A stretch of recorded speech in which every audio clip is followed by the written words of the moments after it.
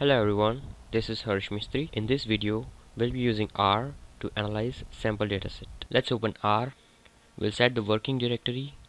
We are going to analyze this house price dataset in this video.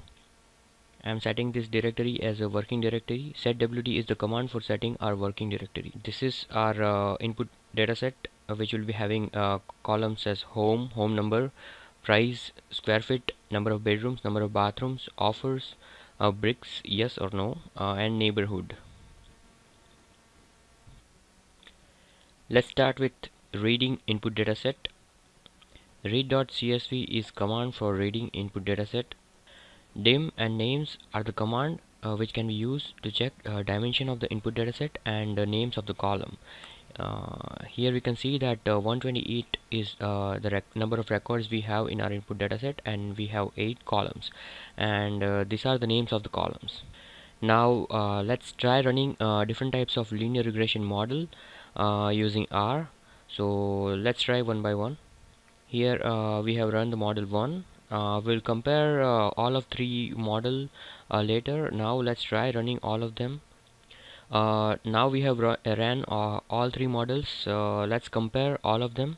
In this all 3 models, in the first model we have used only one variable, which is square feet, that is area of house. In the second model we have used three variables, square feet, bedroom, number of bedrooms, and number of bathrooms, while in the third model we have used all of the variables provided in the input file. Here are all of the 3 models. We can see for the first model, R square value is 30.58%, and adjusted R square value is 30.03%.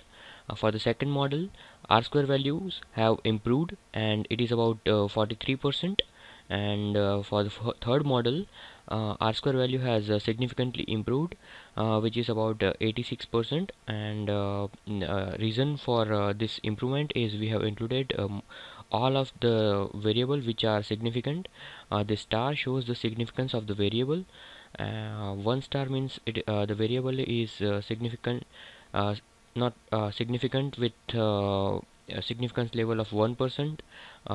Dot means it is significant with significance of 5%, and so on.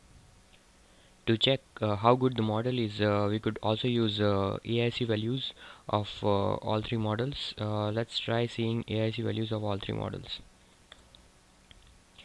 You can see that AIC value is the lowest out of all these 3 models, which shows like lesser the value, better the model is. Now let's check correlation matrix of input data.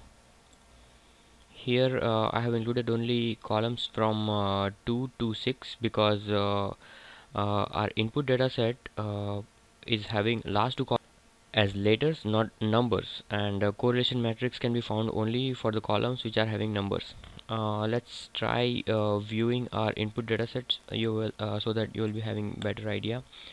Here as our input data set, last 2 column brick and neighborhood are having letters.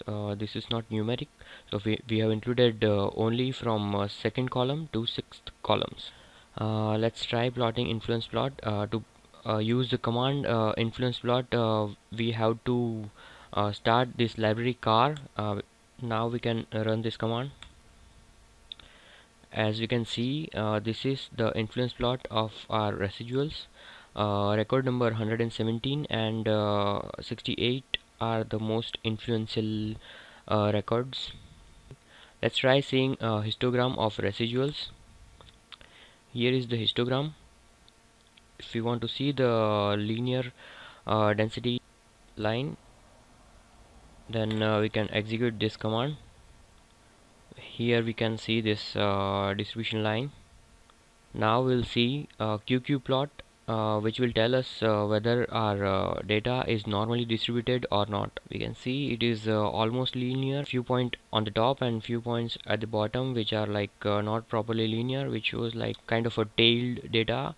If we run a statistical analysis that assumes our dependent variable is normally distributed, then we can use this normal QQ plot to check that assumption. Thank you for watching video.